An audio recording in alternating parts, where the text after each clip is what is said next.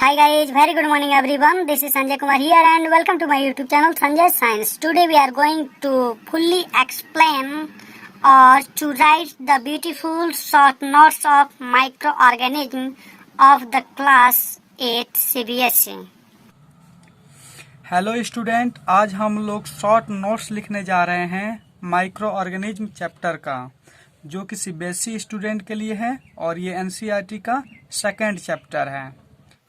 ये काफी सटीक और साइंस स्पेशलिस्ट द्वारा बनाया गया ये शॉर्ट नोट है। इसे आप बारीकी से समझ करके शॉर्ट नोट्स बना लें। एक बात आपको पहले समझा दिया जाता है जिसे आप ध्यान दीजिएगा।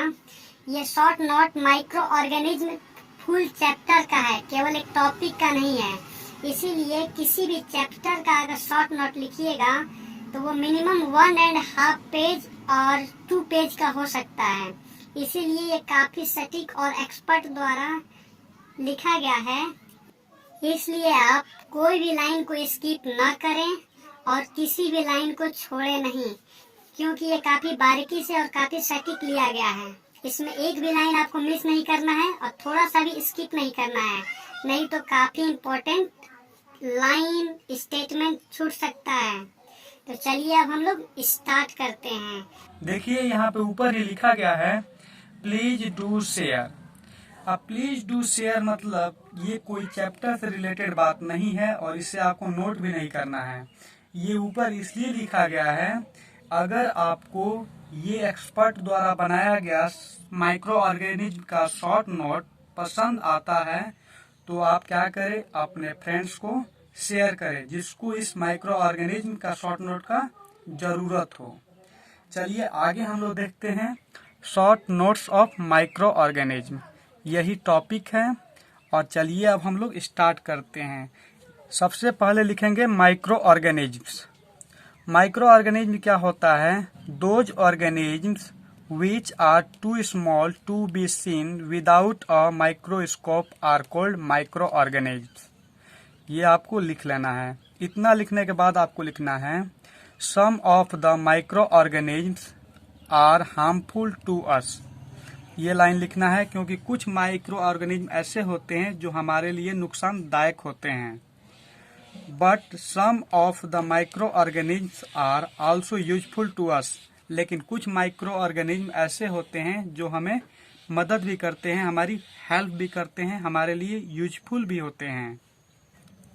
Micro organisms are classified into 5 major groups. Microorganisms को 5 मेजर ग्रुप में बांटा गया है। Dear student, please attention here. Microorganisms are classified into 5 major groups, but according to your NCERT book, microorganisms are classified into 4 major groups written there. But we have written here 5 major groups, so I requested you have to write in your notebook 5 major groups. First group is bacteria, second is viruses, third is protozoa, 4 is fungi and 5 is algae. You can also say protozoa. Protozoa or protozoa, same thing. As your choice, you can say protozoa or protozoa. Now we are going to divide all of these in next slide. Bacteria. Here first point is bacteria. What is bacteria? Bacteria are very small single-celled microorganisms which have cell walls but do not have an organized nucleus and another structure. Dear student, bacteria do not nucleus. Some of the human disease caused by bacteria are cholera, typhoid, food poisoning, TB. The full form of TB is tuberculosis. Now let's go to the another point. Here another point is viruses. Viruses are the smallest microorganisms which can develop only inside the cell of the host organism, which may be animal, plant or bacteria. Now viruses can reproduce and multiply only inside the cell of the other organisms. Dear student, please do not skip and do not remove any line. because this content is fully made by science expert. Some of the human disease caused by viruses are common cold, polio, chicken pox and smallpox. Chicken pox in Hindi चेचक. Chicken pox in Hindi चेचक. Here third point is protozoa. Yeah, you can say also protozoa. Protozoa is a unicellular animals. Some common protozoa are amoeba and plasmodium. Amoeba and plasmodium are protozoa. Some of the human disease caused by protozoa are dysentery and malaria. In Hindi, dysentery means peaches. And malaria. Malaria is a kind of fever. This is happened by protozoa. Next point, 4 number is fungi. Fungi, as you know that, dear student, please do attention here. Fungi are non-green plant.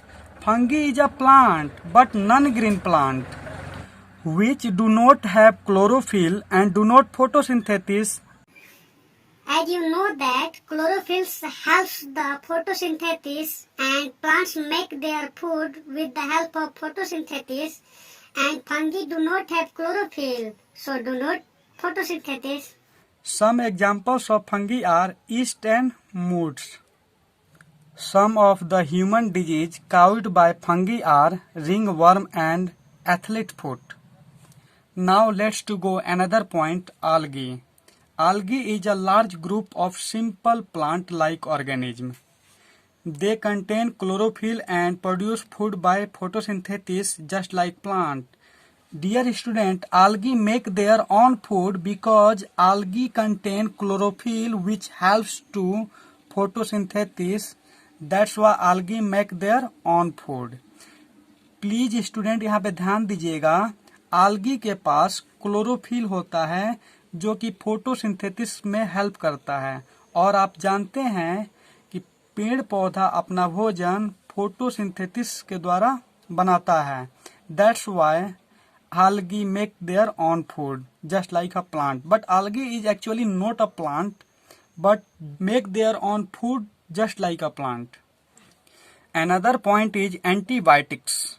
Dear student, आप video को skip नहीं करें और किसी भी line को आप remove नहीं करें, नहीं तो आपका बहुत इंपॉर्टेंट लाइन कट हो सकता है, क्योंकि फुल्ली चैप्टर का एक शॉर्ट नोट है, इसलिए थोड़ा सा बड़ा हो सकता है क्योंकि पूरे चैप्टर को इसमें कंटेन करना होता है. तो चलिए एंटीबायोटिक्स के बारे में जानते हैं. एंटीबायोटिक्स क्या होता है? तो ये एक प्रकार का मेडिसिन है. Antibiotic is a medicine which kills और stop the growth of the disease causing micro organisms. Such medicine are called antibiotics. Now let's to go another point, vaccine. Dear student, pay attention here. Vaccine. A vaccine is a special kind of preparation. Here preparation means nothing else, only for the medicine. So a vaccine is a special kind of medicine which provides immunity against a particular disease. As you remember, बचपन में आपने polio का टीका लिया होगा. वो क्या है? Vaccine. In Hindi vaccine is टीका, तो टीका को ही बोलते हैं vaccine. Now we have to go another important point, food poisoning. Food poisoning, the disease caused due to the presence of toxic substances in food found by the action of microorganisms is called food poisoning. Food poisoning can cause serious illness and even death. Now another point, food preservation. The process in which the food material are given a suitable physical or chemical treatment to prevent their spoilage is called food preservation.